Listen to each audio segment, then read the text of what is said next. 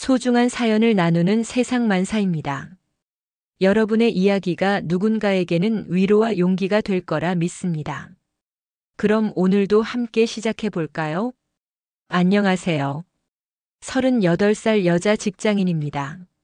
오늘 이렇게 사연을 보내는 건 제 이야기를 누군가에게 들려주고 싶어서가 아니라 혹시 저처럼 믿었던 사람에게 배신당한 분들이 계시다면 조금이나마 위로가 되었으면 해서입니다. 제가 이 사연을 쓰기 시작한 건 지난주 목요일 오후였습니다. 회사 근처 은행 ATM 앞에서 카드를 넣고 잔액 조회 버튼을 누르는 순간 제 심장이 정말로 멈추는 줄 알았거든요. 화면에 떠오른 숫자는 6천만 원이 아니었습니다. 500만 원도 100만 원도 아니었습니다. 0원이었습니다. 할머니께서 돌아가시기 전 남동생을 위해 남겨주신 6천만 원이 제가 3년간 한 번도 건드리지 않고 지켜온 그 돈이 흔적도 없이 사라져 있었습니다. 그런데 더 충격적이었던 건 그 돈을 가져간 사람이 바로 제 남편이었다는 사실입니다. 3년 전 결혼식장에서 제 손을 잡고 평생 지켜주겠다고 동생도 친동생처럼 아끼겠다고 약속했던 그 사람이요. 지금 제 남편은 감옥에 있습니다. 횡령죄로 실형을 선고받았거든요. 저는 이혼 소송을 진행 중이고 앞으로 어떻게 살아야 할지 아직도 막막합니다. 어디서부터 이야기를 시작해야 할까요? 아마도 제가 왜 6천만 원을 그렇게 소중하게 지켜야 했는지부터 말씀드려야 할 것 같습니다. 저는 21살 때 부모님을 한꺼번에 잃었습니다. 교통사고였어요. 비 오는 날 고속도로에서 화물차가 중앙선을 넘어오는 바람에 그 자리에서 돌아가셨습니다. 그때 제 남동생 현우는 고등학교 2학년이었고 저는 대학교 3학년이었습니다. 장례식장에서 울고 있는 현우를 보면서 저는 다짐했습니다. 이 아이만큼은 제가 끝까지 책임지겠다고, 엄마 아빠가 못다 해준 사랑을 제가 다 해주겠다고요. 부모님이 남기신 보험금과 재산은 생각보다 많지 않았습니다. 장례 치르고 빚 정리하고 나니 2천만 원 정도 남았어요. 저는 그 돈으로 현우 대학 등록금을 내고 남은 돈으로 작은 투룸 전세를 얻었습니다. 그리고 낮에는 대학교를 다니고 저녁에는 편의점과 식당에서 아르바이트를 했습니다. 주말에는 행사장 도우미 일도 했고요. 잠은 하루에 4시간 정도밖에 못 잤던 것 같아요. 현우는 착한 아이였습니다. 제가 힘들어하는 걸 알았는지 단 한 번도 용돈을 달라고 하지 않았어요. 학교 끝나면 집에 와서 밥을 해놓고 제가 새벽에 들어오면 따뜻한 차를 끓여주곤 했습니다.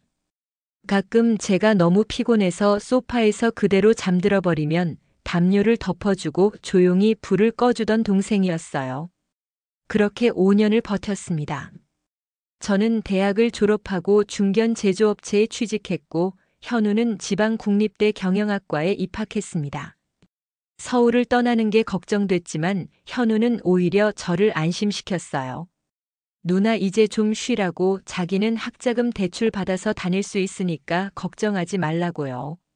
그래도 저는 매달 50만 원씩 현우 통장에 넣어줬습니다. 제 동생이 친구들 앞에서 돈 때문에 주눅 들지 않았으면 했거든요. 할머니는 아버지 쪽 친할머니셨습니다. 부모님 사고 이후로 연락이 뜸했던 할머니께서 제가 26살 되던 해 갑자기 연락을 주셨어요. 당신이 많이 편찮으시다고 요양병원에 계시는데 한번 와줄 수 있겠냐고요. 저는 현우를 데리고 할머니를 찾아갔습니다. 할머니는 많이 수척해지셨더라고요. 침대에 누워 계신 할머니를 보는 순간 눈물이 났습니다. 할머니는 제 손을 꼭 잡으시고는 한참을 우셨어요. 아들을 먼저 보낸 것도 죄송한데 손주들까지 이렇게 고생시켜서 너무 미안하다고, 당신이 경제적으로 여유가 없어서 도와주지 못한 게 평생 한이라고 하셨습니다. 그날 이후로 저는 매주 할머니를 찾아뵀습니다. 현우도 방학 되면 꼭 할머니 뵈러 왔고요. 할머니는 현우를 정말 귀여워하셨습니다. 아들 닮아서 잘생겼다고, 착해서 앞으로 분명 좋은 사람 될 거라고 하시며 머리를 쓰다듬어 주셨어요. 할머니께서 돌아가신 건 제가 29살 되던 해 겨울이었습니다. 장례식장에서 할머니 유품을 정리하다가 봉투 하나를 발견했어요. 봉투에는 제 이름이 적혀 있었고 안에는 통장과 편지가 들어 있었습니다. 할머니 편지는 짧았지만 제 평생 잊지 못할 내용이었습니다. 당신이 평생 모은 돈이 많지는 않지만 이걸로 현우가 사회에 나갈 때 보탬이 되었으면 좋겠다고. 지수, 너는 정말 기특하고 대견한 손녀라고. 힘든 시간을 견뎌낸 내가 자랑스럽다고 쓰여 있었습니다. 저는 그 편지를 읽으면서 장례식장 화장실에서 한참을 울었습니다. 통장 잔고는 6천만 원이었습니다. 할머니께서는 분명 당신의 전 재산을 저희에게 남겨주신 거였어요. 그 돈은 할머니의 마지막 사랑이었고 현우의 미래였고 저에게는 희망이었습니다. 저는 그 통장을 제 명의로 만들고 현우에게는 비밀로 했습니다. 동생이 알면 부담스러워할 것 같았거든요. 대신 현우가 대학을 졸업하고 진로를 정할 때 그때 할머니 유산 이야기를 하고 함께 의논하기로 마음먹었습니다. 그게 할머니의 뜻을 가장 잘 실현하는 방법이라고 생각했어요. 그렇게 또 몇 년이 흘렀습니다. 저는 31살이 됐고 회사에서 대리로 승진했습니다. 현우는 대학을 졸업하고 공무원 시험을 준비하기 시작했어요. 처음에는 반대했습니다. 공무원 시험이 얼마나 힘든지 알았거든요. 하지만 현우는 자기가 정말 하고 싶은 일이라고 안정적인 직업을 가지고 싶다고 말했습니다. 저는 결국 현우를 응원하기로 했어요. 그 무렵 저는 남편을 만났습니다. 아니, 그때는 남편이 아니라 그냥 맞선 상대였죠. 회사 선배가 소개해준 사람이었는데 첫인상은 그저 그랬습니다. 키가 크지도 작지도 않고 잘생기지도 못생기지도 않은 그런 평범한 외모였어요. 중소기업 영업부 차장이라고 했고 나이는 저보다 2살 많았습니다. 첫 만남에서 그는 조금 떨리는 목소리로 말했습니다. 자기는 사실 연애 경험이 많지 않다고, 그래서 어색할 수도 있는데 양해해 달라고요. 그 솔직함이 오히려 좋게 느껴졌습니다. 요즘 남자들은 다들 자신감 넘치고 능글맞은데 이 사람은 진실하고 성실해 보였거든요. 두 번째 만남에서 그는 제 이야기를 물었습니다. 저는 부모님을 일찍 여의고 동생을 키웠다는 이야기를 간단하게 했어요. 그랬더니 그가 진지한 표정으로 말했습니다. 대단하다고, 자기는 상상도 못할 일이라고, 동생분이 정말 좋은 누나를 두셨다고요. 그 말이 저한테는 큰 위로가 됐습니다. 세 번째 만남부터는 편해졌습니다. 그는 말이 많지 않았지만 배려심이 깊었어요. 제가 회사 일로 스트레스를 받으면 조용히 들어주었고 현우 이야기를 하면 진심으로 관심을 가져주었습니다. 무엇보다 그는 제가 현우를 우선순위에 두는 것을 이해해줬어요. 그게 참 고마웠습니다. 사귄 지 6개월쯤 지났을 때 그가 현우를 만나고 싶다고 했습니다. 저는 조금 망설였지만 결국 셋이서 저녁을 먹었어요. 현우는 처음에 경계하는 표정이었지만 그가 공무원 시험 공부에 대해 물어보고 응원해주자 조금씩 마음을 열었습니다. 그는 현우에게 형처럼 대했어요. 밥값도 내고 헤어질 때 용돈도 쥐어주고요. 현우가 나중에 저한테 말했습니다. 누나, 저 사람 괜찮은 것 같다고, 누나한테 잘해줄 것 같다고요. 그렇게 1년을 사귀고 우리는 결혼하기로 했습니다. 양쪽 부모님이 만나는 자리는 좀 어색했어요. 저희 쪽은 할 말이 많지 않았고 상대방 부모님은 저희 형편을 좀 탐탁지 않게 여기시는 것 같았습니다. 특히 시어머니 될 분이 제가 부모님이 안 계신 걸 계속 걱정하시더라고요. 혼수는 어떻게 준비할 거냐, 친정에서 도와줄 사람이 있느냐, 이런 질문들을 했습니다. 남편은 그런 어머니를 말렸어요. 지수 씨는 훌륭한 사람이고 자기가 선택한 사람이니까 부모님은 그냥 축복만 해달라고요. 그 모습이 참 믿음직스러웠습니다. 저는 이 사람이라면 평생 함께할 수 있겠다고 생각했어요. 결혼 준비는 소박하게 했습니다. 저희는 작은 예식장에서 양가 친지들만 모시고 조촐하게 식을 올렸어요. 신혼집은 전세로 얻었고 보증금은 반반씩 냈습니다. 저는 제가 모아둔 돈에서 3천만 원을 보탰고 남편도 같은 금액을 냈어요.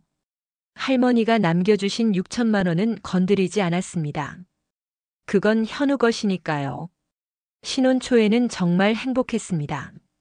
남편은 출근하기 전에 꼭 키스를 하고 나갔고 퇴근하면 제가 무슨 일이 있었는지 물어봤어요. 주말에는 함께 마트를 가고 저녁에는 소파에 나란히 앉아 텔레비전을 봤습니다. 그런 평범한 일상이 너무 소중했어요. 현우도 가끔 놀러 왔습니다. 남편은 현우가 오면 삼겹살을 구워주고 맥주를 따라주면서 공부는 잘 되냐고 물었어요. 현우는 매형이라고 부르며 따랐고 저는 그런 모습을 보면서 정말 좋은 사람과 결혼했다고 생각했습니다. 하지만 결혼 1년쯤 지나면서 뭔가 달라지기 시작했습니다. 남편이 돈 이야기를 자주 꺼냈어요. 차를 바꾸고 싶다고 지금 타는 차는 너무 낡았다고 했습니다. 회사 사람들이 자기 차를 보고 뭐라고 한다면서요. 저는 아직은 여유가 없으니 조금만 참자고 했지만 남편은 표정이 좋지 않았습니다. 그러던 어느 날 남편이 고급 시계를 차고 왔습니다. 200만 원짜리 브랜드 시계였어요. 제가 놀라서 물었더니 영업하려면 이런 것도 필요하다고 회사 사람들 앞에서 초라하게 보이면 안 된다고 했습니다.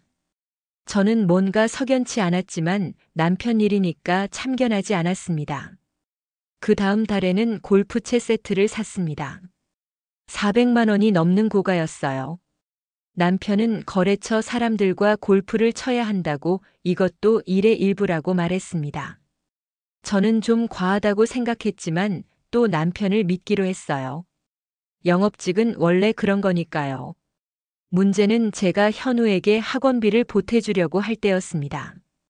현우가 공무원 시험 준비 2년 차에 접어들면서 좀 더 체계적으로 공부하고 싶다고 학원에 다니고 싶다고 했어요. 학원비가 300만 원 정도 든다고 했습니다. 저는 당연히 내주려고 했죠. 그런데 남편이 반대했습니다. 왜 동생 학원비를 우리가 내야 하냐고 현우도 이제 성인인데 스스로 해결해야 하는 거 아니냐고 했어요. 저는 깜짝 놀랐습니다. 결혼 전에는 현우를 아낀다고 했으면서 이제 와서 왜 이러는 건지 이해가 안 됐거든요. 저는 차분하게 설명했습니다. 현우는 제 동생이고 저는 현우가 자리 잡을 때까지 도와주기로 마음먹었다고 이건 제가 쓸 제 돈이라고요. 남편은 짜증 섞인 목소리로 말했습니다. 부부 사이에 내 돈이 어디 있냐고 우리 돈이지. 그런데 그 돈을 쓰려면 상의를 해야 하는 거 아니냐고요. 결국 그날은 싸웠습니다. 심하게 싸우진 않았지만 서로 언성을 높이고 말을 안 하고 잤어요. 다음 날 아침 남편이 먼저 사과했습니다. 어젯밤에 자기가 좀 예민했다고 회사 일로 스트레스를 받아서 그랬다고요. 저도 화를 풀었습니다. 그리고 현우 학원비는 제 카드로 결제했어요. 그런 일이 몇 번 더 있었습니다. 제가 현우에게 용돈을 주거나 명절에 선물을 사주려고 하면 남편이 미묘한 반응을 보였어요. 직접적으로 반대하지는 않았지만 표정이나 말투로 불만을 드러냈습니다. 한 번은 이런 말도 했어요. 동생이 너무 누나한테 의지하는 것 같다고 이제 좀 독립심을 키워야 하는 거 아니냐고요. 저는 점점 답답해졌습니다. 이 사람이 결혼 전에 보여준 모습은 다 연기였나, 현우를 챙긴다던 건 다 거짓말이었나 싶었어요. 하지만 남편도 나름대로 스트레스가 있을 거라고 제가 이해해야 한다고 스스로를 달랬습니다. 결혼 2년 차가 되면서 남편의 행동은 더 이상해졌습니다. 밤늦게 전화 통화를 자주 했어요. 처음에는 거래처 사람인 줄 알았는데 목소리 톤이 좀 달랐습니다. 누군가에게 사정하는 것 같기도 하고 화를 참는 것 같기도 했어요. 제가 누구랑 통화하냐고 물으면 그냥 회사 일이라고 얼버무렸습니다. 그리고 이상한 문자가 오기 시작했어요. 카드 대금 연체 안내 문자였습니다. 저는 남편 카드는 모르는 일이니까 그냥 지나쳤는데 어느 날 남편이 휴대폰을 테이블에 놓고 화장실에 간 사이에 문자가 왔어요. 저는 무심코 봤는데 대출 상환 독촉 문자였습니다. 200만 원을 빨리 입금하라는 내용이었어요. 남편이 화장실에서 나오자 저는 조심스럽게 물었습니다. 대출을 받았냐고 무슨 일이 있냐고요. 남편은 잠깐 당황하는 표정을 지었지만 곧 웃으며 말했습니다. 아무것도 아니라고 회사에서 급하게 쓸 일이 있어서 잠깐 빌린 거라고 다음 달 보너스로 갚을 거니까 걱정하지 말라고요. 저는 그 말을 믿었습니다. 아니, 믿으려고 했습니다. 남편을 의심하고 싶지 않았거든요. 하지만 불안한 마음은 계속 커져갔습니다. 결혼 3년 차가 됐을 때 남편은 거의 매일 밤 늦게 들어왔습니다. 거래처 사람들과 술을 마신다고 했지만 술 냄새가 나지 않을 때도 많았어요. 어디 갔다 오냐고 물으면 왜 그렇게 간섭하냐고 자기를 못 믿냐고 되레 화를 냈습니다. 남편의 옷차림도 변했습니다. 명품 브랜드 옷을 자주 사입었고 구두도 비싼 걸로 신었어요. 제가 돈이 어디서 나냐고 물으면 보너스를 받았다고 영업 실적이 좋아서 인센티브를 받았다고 했습니다. 하지만 통장에는 그런 돈이 들어온 흔적이 없었어요. 저는 점점 불안해졌습니다. 혹시 남편이 도박을 하는 건 아닐까 아니면 다른 여자가 있는 건 아닐까 온갖 생각이 다 들었습니다. 하지만 확인할 방법이 없었어요. 남편은 자기 일에 대해서 거의 이야기하지 않았고 휴대폰도 항상 비밀번호로 잠가놨으니까요. 그러던 어느 날이었습니다. 남편이 외근을 간다고 나가고 얼마 지나지 않아서 집 전화가 왔어요. 남편 회사 격리팀에서 걸려온 전화였습니다. 남편 휴대폰이 꺼져 있어서 집으로 전화했다고 법인 카드 사용 내역 중에 개인 사용으로 의심되는 건이 있어서 확인이 필요하다고 했습니다. 저는 깜짝 놀랐습니다. 법인 카드를 개인적으로 썼다고요. 격리팀 직원은 미안하다면서도 이게 좀 금액이 커서 확인이 꼭 필요하다고 남편한테 빨리 연락해 달라고 했습니다. 저는 알겠다고 하고 전화를 끊었어요. 남편에게 전화했지만 받지 않았습니다. 문자를 보냈지만 답장도 없었어요. 저는 불안한 마음으로 남편이 퇴근하기를 기다렸습니다. 남편은 밤 10시가 넘어서 집에 왔습니다. 취한 것 같지도 않은데 얼굴이 벌겋게 상기되어 있었어요. 저는 회사에서 전화 왔던 이야기를 했습니다. 법인 카드건 말이에요. 남편은 잠깐 굳은 표정을 짓더니 아무것도 아니라고 실수로 법인 카드를 쓴 거라고 다음 달에 정산하면 된다고 했습니다. 저는 물었습니다. 얼마나 썼는데요? 남편은 대답하지 않았어요. 제가 다시 물었습니다. 도대체 얼마나 썼길래 회사에서 이렇게 확인까지 하는 거냐고요. 남편은 짜증 섞인 목소리로 말했습니다. 500만 원 정도라고 별거 아니니까 신경 쓰지 말라고요. 500만 원이요. 저는 어이가 없었습니다. 500만 원을 실수로 썼다고요. 어떻게 500만 원을 실수로 쓸 수가 있죠? 남편은 제 반응을 보더니 방으로 들어가 버렸습니다. 저는 거실에 혼자 남아서 한참을 멍하니 앉아 있었어요. 그날 밤 저는 잠을 이룰 수 없었습니다. 남편 옆에 누워 있는데 옆 사람이 낯설게 느껴졌어요. 이 사람을 내가 정말 아는 걸까? 내가 사랑했던 사람이 진짜 이 사람이 맞나? 온갖 생각이 머릿속을 맴돌았습니다. 다음 날 저는 회사에서 일을 하다가 현우에게서 전화를 받았습니다. 누나 할머니 기일이 다음 주라고 함께 성묘 가자고요. 저는 그제야 할머니 돌아가신 지 벌써 3년이 지났다는 걸 깨달았습니다. 시간이 참 빠르다고 생각했어요. 그리고 문득 할머니가 남겨주신 6천만 원이 생각났습니다.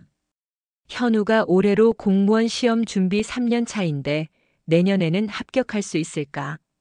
합격하면 그때 할머니 유산 이야기를 해줘야겠다고 생각했어요. 그 돈으로 전세 보증금을 보태주고 차도 한 대 사주면 현우가 좋아하겠다 싶었습니다. 주말에 현우와 함께 할머니 산소에 다녀왔습니다. 남편은 회사 일이 있다고 못 간다고 했어요. 저는 실망했지만 억지로 데려가고 싶지 않았습니다. 현우와 단둘이 성묘를 다녀오는 것도 나쁘지 않았어요. 산소 앞에 앉아서 저는 할머니께 말씀드렸습니다. 할머니가 남겨주신 돈 잘 지키고 있다고 현우가 시험 붙으면 그 돈으로 새 출발을 도와줄 거라고요. 현우는 옆에서 무슨 소리냐고 물었지만 저는 그냥 할머니한테 드리는 말이라고 얼버무렸습니다.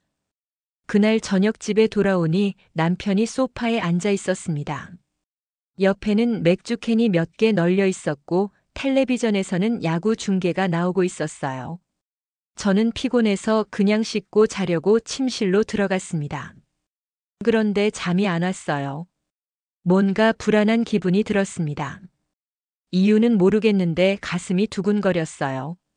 저는 침대에서 일어나 거실로 나왔습니다.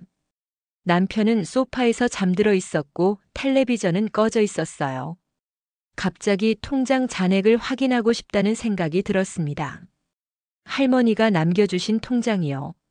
사실 저는 그 통장을 1년에 한두 번 정도만 확인했어요. 어차피 건드리지 않을 돈이니까요. 하지만 그날따라 왠지 확인해야 할 것 같았습니다. 저는 서랍에서 통장을 꺼냈습니다. 그리고 휴대폰으로 인터넷 뱅킹에 접속해서 잔액을 조회했어요. 화면에 숫자가 떴습니다.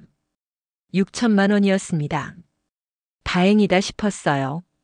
제가 괜히 걱정한 거구나 생각했습니다. 저는 안도하면서 통장을 다시 서랍에 넣었어요. 그런데 이틀 후였습니다. 제가 회사에서 급한 일이 생겨서 일찍 퇴근한 날이었어요. 집에 오니 남편이 서재에 있었습니다. 평소에는 이 시간에 남편이 집에 없는데 그날은 재택근무를 한다고 했던가 봐요. 저는 침실에서 옷을 갈아입다가 서재 쪽에서 남편 목소리가 들렸습니다. 전화 통화를 하고 있었어요. 목소리가 좀 컸습니다. 이 주일만요. 이 주일만 시간을 주시면 제가 꼭 갚겠습니다. 제발요. 지금 마련하고 있으니까요. 정말입니다. 거짓말 아닙니다. 남편 목소리는 절박했습니다. 저는 문 앞에 서서 숨을 죽이고 들었어요. 알겠습니다. 알겠어요. 이 주일 안에 꼭 갚겠습니다. 네네. 죄송합니다. 전화가 끊어진 것 같았습니다. 저는 조용히 거실로 나왔어요. 남편이 서재 문을 열고 나왔는데 저를 보고 깜짝 놀라는 표정을 지었습니다. 언제 왔어? 오늘 일찍 들어온다는 말 없었잖아. 회사에서 일이 일찍 끝나서요. 그런데 지금 전화는 뭐였어요? 누구한테 돈을 갚는다고 했어요. 남편은 잠깐 머뭇거리더니 대답했습니다. 아, 그거. 친구한테 빌린 돈 있어서. 별거 아니야. 얼마나 빌렸는데요? 그냥 200만 원 정도.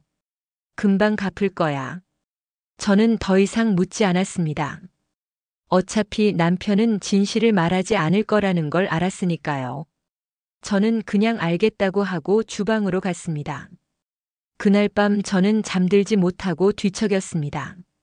남편이 누군가에게 돈을 빌렸다는 게 계속 신경 쓰였어요. 200만 원이라고 했는데 정말 200만 원일까? 혹시 더 큰 빚이 있는 건 아닐까? 다음 날 저는 출근하면서도 그 생각뿐이었습니다. 점심시간에 은행에 들러서 남편과 공동 명의로 된 통장을 확인해 봤어요. 잔액이 별로 없었습니다. 원래도 많지 않았지만 생각보다 더 적었어요. 그리고 문득 또 할머니 통장이 걱정됐습니다. 이틀 전에 확인했을 때는 괜찮았는데 왠지 다시 한번 확인해야 할 것 같았어요. 저는 회사 근처 은행 ATM으로 갔습니다. 카드를 넣고 비밀번호를 입력했습니다. 잔액 조회 버튼을 눌렀어요. 화면에 숫자가 떴습니다. 6천만 원. 역시 괜찮았습니다. 저는 안도하며 카드를 빼려고 했어요. 그런데 잠깐 뭔가 이상했습니다. 저는 다시 화면을 봤어요. 6천만 원이 맞는데 뭔가 다른 게 있었습니다. 거래 내역이요. 분명 이틀 전에는 없었던 거래 내역이 있었어요. 저는 거래 내역 조회 버튼을 눌렀습니다. 화면에 최근 거래 내역이 떴어요. 어제 날짜로 500만 원 출금. 그제 날짜로 300만 원 출금. 저는 순간 숨이 막혔습니다. 이게 무슨 일이지? 저는 출금한 적이 없는데. 누가 이 돈을 가져간 거지? 손이 떨렸습니다. 저는 더 자세한 내역을 보기 위해 ATM 앞 의자에 앉아서 휴대폰으로 인터넷 뱅킹에 접속했어요. 로그인하고 계좌를 선택했습니다. 현재 잔액은 5,200만 원이었습니다. 이틀 전까지만 해도 6천만 원이었는데 800만 원이 사라진 거였어요. 저는 거래 내역을 하나하나 확인했습니다. 최근 한 달 동안의 출금 내역이 주르륵 나왔어요. 300만 원 출금, 200만 원 출금, 500만 원 출금, 400만 원 출금, 250만 원 출금. 총 합계를 계산해 보니 약 800만 원이 한 달 사이에 빠져나간 거였습니다. 모두 ATM 현금 출금이었어요. 출금 장소는 우리 집 근처, 남편 회사 근처, 그리고 몇몇 모르는 지역이었습니다. 저는 온몸이 얼어붙는 것 같았습니다. 이 돈을 누가 뺀 걸까? 비밀번호는 현우 생일인데 그 비밀번호를 아는 사람은 저밖에 없는데. 아니, 한 명 더 있었습니다. 남편이요. 저는 예전에 남편한테 할머니 통장 이야기를 한 적이 있었어요. 결혼 초에 남편이 혹시 비상금 같은 게 있냐고 물었을 때 저는 할머니가 남겨주신 돈이 있다고 그 돈은 현우를 위한 거라고 말했습니다. 그때 남편이 비밀번호가 뭐냐고 물어봤고 저는 별 생각 없이 현우 생일이라고 대답했어요. 그렇다면 남편이 이 돈을 가져간 걸까요? 하지만 왜요? 왜 남편이 현우 돈을 가져가요? 그것도 제 허락도 없이요. 저는 회사로 돌아갈 수가 없었습니다. 은행 창구로 가서 최근 3개월간의 거래 내역서를 출력해달라고 했어요. 직원이 출력해준 내역서를 받아들고 저는 근처 카페로 갔습니다. 커피를 시켜놓고 내역서를 펼쳤습니다. 3개월 전부터 출금 내역이 있었어요. 처음에는 100만 원, 50만 원씩 소액이었는데 점점 금액이 커졌습니다. 200만 원, 300만 원, 500만 원. 모두 합치면 6천만 원 중에서 거의 1,500만 원이 사라진 거였습니다. 2개월 동안에요. 저는 손이 너무 떨려서 커피를 마실 수조차 없었습니다. 어떻게 이럴 수가 있죠? 어떻게 남편이 제 몰래 현우 돈을 가져갈 수가 있죠? 아니, 이건 확실하지 않았습니다. 남편이라고 단정 지을 수는 없었어요. 혹시 통장이 해킹당한 건 아닐까? 아니면 누군가 비밀번호를 알아낸 건 아닐까? 하지만 마음속 깊은 곳에서는 알고 있었습니다. 남편이라는 걸요. 비밀번호를 아는 사람은 남편뿐이고 남편은 요즘 돈이 필요했으니까요. 법인 카드도 무단으로 썼고 누군가에게 빚도 졌다고 했으니까요. 저는 회사에 연락해서 오늘은 몸이 안 좋아서 조퇴하겠다고 했습니다. 그리고 집으로 갔어요. 남편은 아직 퇴근 전이었습니다. 저는 침실 서랍을 열었습니다. 통장이 있어야 할 자리에 통장이 없었어요. 분명 여기 넣어뒀는데. 저는 다른 서랍들도 뒤졌습니다. 없었어요. 그제야 확신했습니다. 남편이 가져간 거라고요. 통장까지 가져갔다는 건 앞으로도 계속 돈을 빼낼 거라는 뜻이었어요. 저는 소파에 주저앉았습니다. 머릿속이 하얘졌어요. 어떻게 해야 하지? 남편을 어떻게 대해야 하지? 당장 전화해서 따져야 하나? 아니면 퇴근할 때까지 기다려야 하나? 결국 저는 기다리기로 했습니다. 직접 얼굴을 보고 따지고 싶었어요. 전화로는 또 거짓말로 얼버무리게 뻔했으니까요. 남편은 저녁 7시쯤 퇴근했습니다.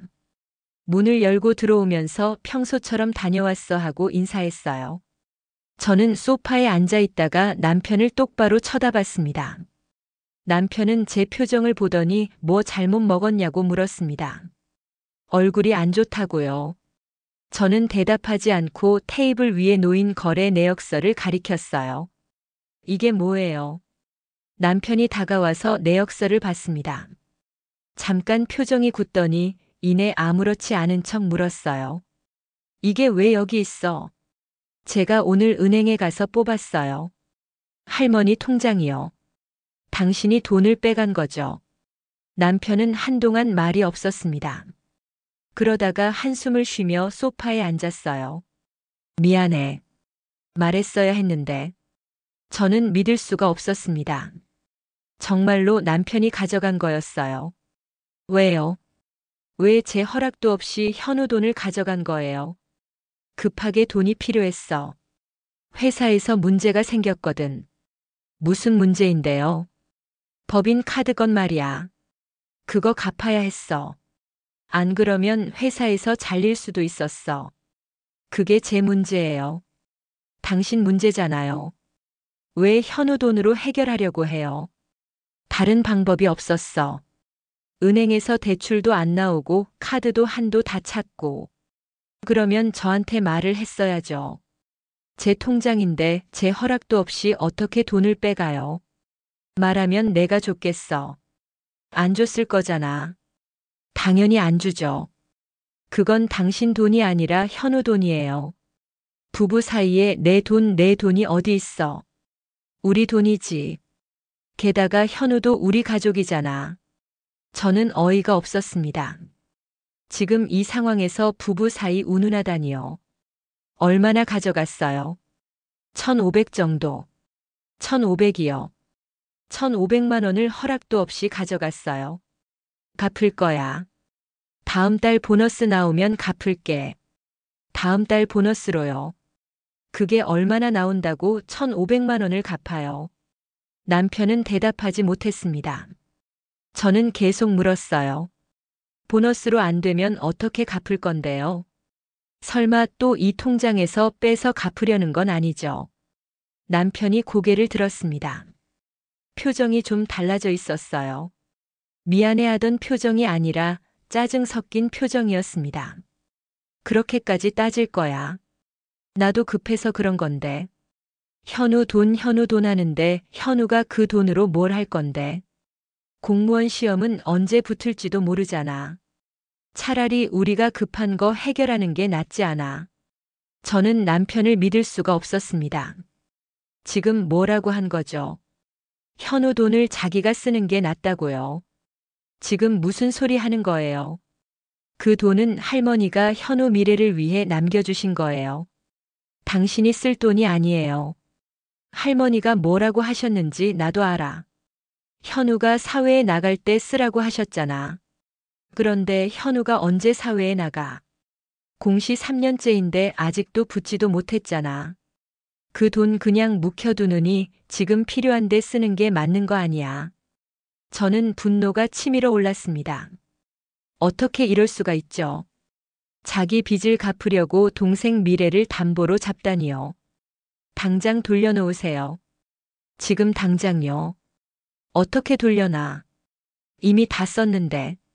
뭐 했었는데요? 법인 카드 갚는다더니 1,500만 원이나 필요했어요. 남편이 잠시 머뭇거렸습니다. 그리고 나직하게 말했어요. 그것만 쓴 게 아니야. 다른 데도 좀 썼어. 다른 데요? 어디요? 카드 대금이랑 대출 이자 갚는데. 얼마나 빚이 있는 건데요? 도대체 뭘 하신 거예요? 남편은 대답하지 않았습니다. 저는 점점 화가 났어요. 말해보세요. 도대체 뭐 하느라 빚을 진 거예요? 도박이에요. 아니면 주식이에요. 주식 좀 했어. 그게 잘못됐어. 얼마나 잃었는데요? 한 5천 정도. 저는 귀를 의심했습니다. 5천만 원요. 주식으로 5천만 원을 잃었다고요. 미친 거 아니에요. 5천만 원을 주식으로 날렸어요. 그것도 몰래요. 미안해. 돈을 벌려고 한 건데 자꾸 잃게 됐어.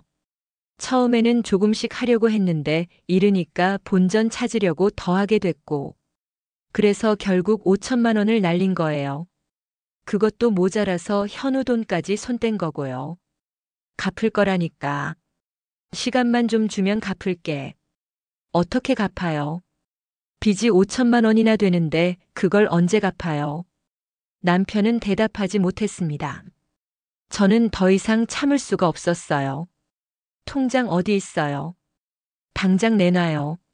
남편이 주머니에서 통장을 꺼냈습니다. 제 통장이었어요. 저는 통장을 낚아채듯 받았습니다. 앞으로 절대 이 돈 건드리지 마세요. 비밀번호도 바꿀 거예요. 알았어. 알았으니까 그만해. 그만하라고요. 지금 이 상황에서 그만하라고요. 당신이 한 짓이 뭔지 알아요. 이건 도둑질이에요. 횡령이에요. 너무 심하게 말하는 거 아니야. 나도 우리 가족 생각해서 한 건데. 우리 가족이요. 당신한테 우리 가족은 누구예요? 현우는 우리 가족 아니에요. 현우도 가족이지. 근데 지금 당장 급한 건 우리잖아. 내가 회사에서 잘리면 어떻게 하려고. 우리 생활은 어떻게 하고. 그건 당신이 알아서 할 일이에요. 현우한테 피해 주면서까지 해결할 일이 아니에요. 남편이 벌떡 일어났습니다. 그리고 큰 소리로 말했어요. 너 정말 현우밖에 모르는구나. 결혼하고 나서도 계속 현우 하더니. 나는 뭐야? 나는 당신한테 뭔데? 당신은 제 남편이에요. 그렇기 때문에 더 믿었던 거예요. 그런데 그 믿음을 배신한 거잖아요. 배신. 내가 배신을 했어. 급한 사정이 있어서 잠깐 빌린 건데 그게 배신이야. 빌렸으면 허락을 받아야죠. 제 몰래 가져간 건 빌린 게 아니라 훔친 거예요. 남편은 말없이 저를 노려봤습니다. 그 눈빛이 너무 낯설었어요. 결혼하고 3년 동안 한 번도 본 적 없는 표정이었습니다. 좋아. 내 맘대로 해. 나 더 이상 할 말 없어. 남편은 그렇게 말하고는 방으로 들어가 버렸습니다.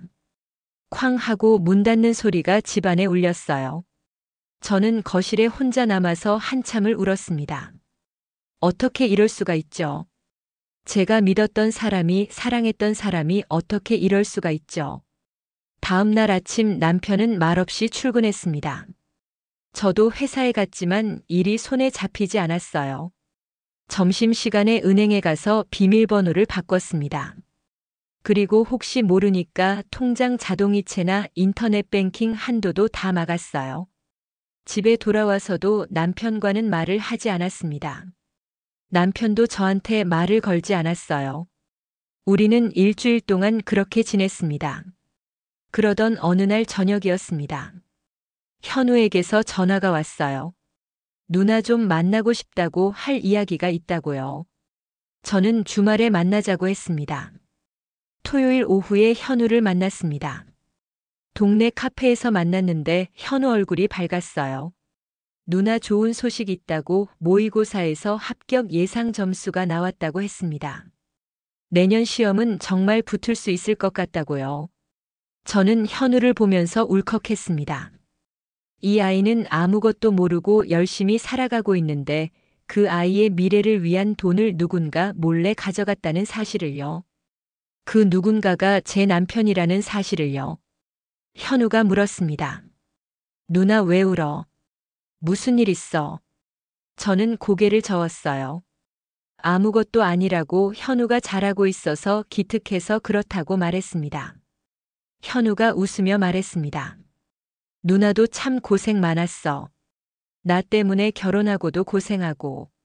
매형한테 항상 미안해. 매형도 누나가 나한테 신경 많이 쓰는 거 좀 불편할 텐데. 저는 깜짝 놀랐습니다. 현우가 그런 생각을 하고 있었다니요. 무슨 소리야? 매형이 왜 불편해? 너 신경 쓰지 마. 그래도 매형 입장에서는 장인 장모도 없고 처가댁 식구는 나밖에 없으니까. 나한테 돈도 많이 쓰고 그러잖아. 미안하지. 현우야, 그런 생각하지 마. 너는 내 동생이고 내가 하고 싶어서 하는 거야. 그래도 이제 내년에 시험 붙으면 나도 돈 벌 거니까. 그때는 내가 누나한테 용돈 드릴게. 저는 현우를 보면서 마음이 아팠습니다. 이 착한 아이에게 어떻게 말해야 하죠? 할머니가 남겨주신 돈 중 일부가 사라졌다고, 그 돈을 매형이 가져갔다고. 하지만 차마 말할 수가 없었습니다. 현우가 알면 얼마나 충격받을지 뻔했으니까요. 저는 그냥 현우 손을 꼭 잡고 말했어요. 시험 열심히 해. 누나가 항상 응원할게. 집에 돌아오니 남편이 소파에 앉아 있었습니다. 텔레비전을 보고 있었는데 제가 들어가자 고개를 돌렸어요. 어디 갔다 와? 현우 만났어요. 그래. 그게 다였습니다. 우리는 더 이상 대화하지 않았어요. 그날 밤 저는 잠들지 못하고 고민했습니다. 앞으로 어떻게 해야 하나? 남편과 이대로 살 수 있을까? 돈 문제는 어떻게 해결해야 하나? 그리고 가장 중요한 건 현우 돈을 어떻게 되찾아야 하나였습니다. 남편이 갚겠다고 했지만 믿을 수가 없었어요. 보너스로 갚는다고 했는데 빚이 5천만 원이나 되는 사람이 1,500만 원을 언제 갚겠어요? 그렇다고 제가 그 돈을 대신 갚을 수도 없었습니다. 저한테 그런 여유가 없었으니까요. 매달 월급에서 저축하고 생활비 쓰고 나면 남는 게 별로 없었어요. 저는 한참을 고민하다가 고모부에게 연락하기로 했습니다. 고모부는 아버지의 사촌이셨는데 부모님 돌아가신 이후로 저희를 많이 챙겨주셨어요. 명절 때마다 용돈도 주시고 현우 대학 입학할 때도 축하금을 주셨습니다. 고모부는 대형 로펌에서 일하시는 변호사셨어요. 제가 법률 상담이 필요하면 고모부를 찾아가곤 했습니다. 저는 다음 날 고모부께 전화를 드렸습니다. 상담할 일이 있다고 시간 되시면 만나 뵐 수 있겠냐고요. 고모부는 언제든 오라고 하셨습니다. 월요일 저녁 퇴근 후에 고모부 사무실을 찾아갔습니다. 고모부는 반갑게 맞아주시면서 무슨 일이냐고 물으셨어요. 저는 지금까지 있었던 일을 다 말씀드렸습니다. 남편이 제 통장에서 1,500만 원을 몰래 가져갔다는 것, 그 돈은 할머니가 현우를 위해 남겨주신 돈이라는 것, 남편은 주식으로 빚을 졌다는 것, 그래서 현우 돈을 가져간 것이라고요. 고모부는 심각한 표정으로 제 이야기를 들으셨습니다. 그리고 잠시 생각하시더니 말씀하셨어요. 지수야, 이건 명백한 범죄야. 횡령이고 사기야. 범죄요. 그래. 남편이라고 해도 내 허락 없이 내 통장에서 돈을 빼간 건 범죄야. 더구나 그 돈이 내 돈도 아니고 현우를 위한 돈이었으면 더 문제가 크지. 그럼 어떻게 해야 하나요? 경찰에 고소할 수 있어. 횡령죄나 컴퓨터 사용 사기죄로 고소하면 돼. 고소요. 제 남편을요. 남편이라고 해서 봐줄 수 있는 일이 아니야. 1,500만 원이면 적은 돈이 아니거든. 더구나 그 돈을 주식에 날렸다면 되돌릴 방법도 없잖아. 저는 망설였습니다. 남편을 고소한다는 게 쉽게 결정할 일이 아니었거든요. 고모부는 제 마음을 아시는지 부드럽게 말씀하셨어요. 지수야, 내가 이 사람과 계속 살고 싶으면 고소하지 않아도 돼. 부부 문제는 법으로만 해결할 수 있는 게 아니니까. 하지만 현우 돈을 돌려받고 싶으면, 그리고 이 사람이 다시는 이런 짓을 못하게 하려면 법적 조치가 필요해. 저는 한참을 고민했습니다. 그리고 물었어요. 고소하면 어떻게 되나요? 일단 경찰에서 조사를 하겠지. 그리고 검찰에 송치되면 기소 여부를 결정할 거야.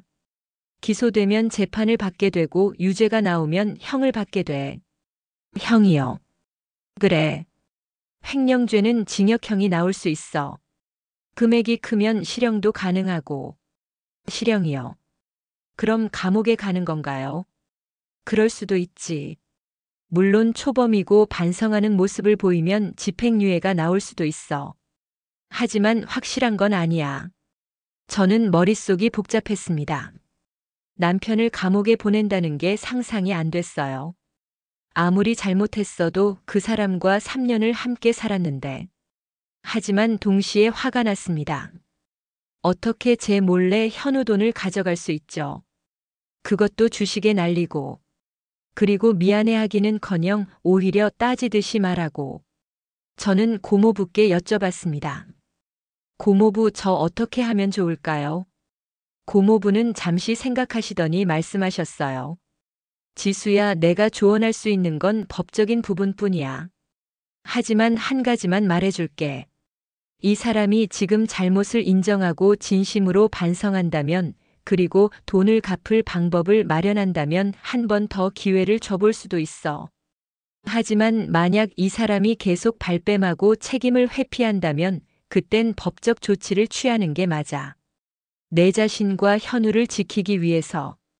저는 고모부 말씀이 맞다고 생각했습니다. 남편에게 마지막 기회를 줘보기로 했어요. 집에 돌아가니 남편이 또 늦게 들어왔습니다.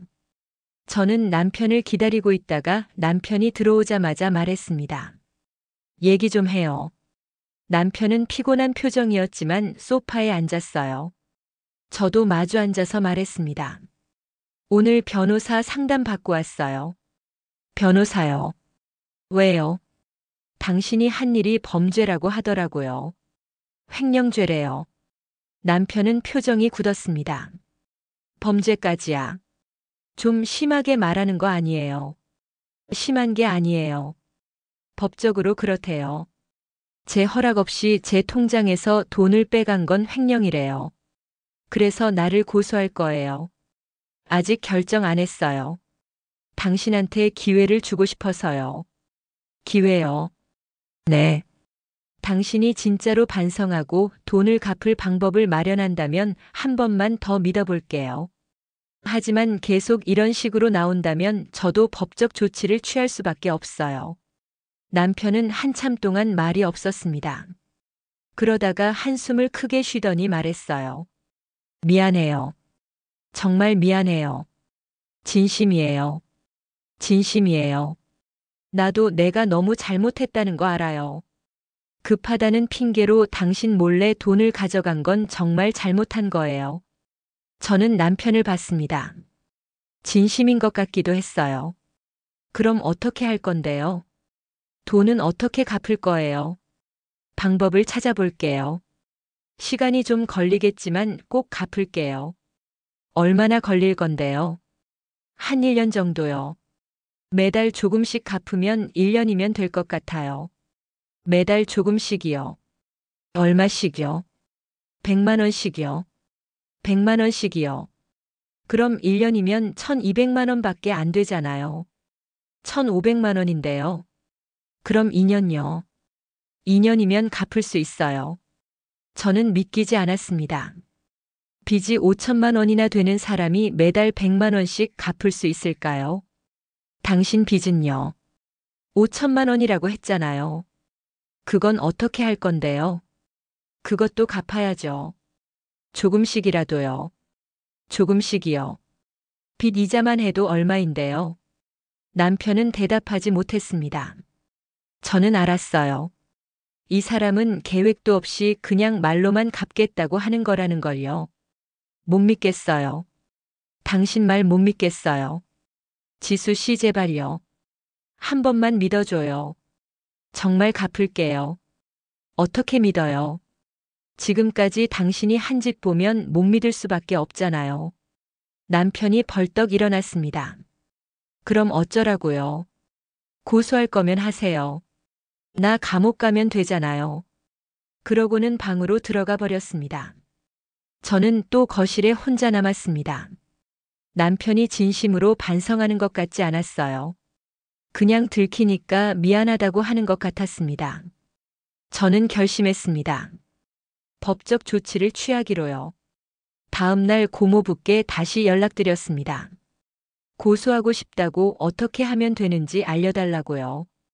고모부는 알았다고 하시면서 당신이 도와주시겠다고 하셨습니다. 고모부와 함께 경찰서에 갔습니다.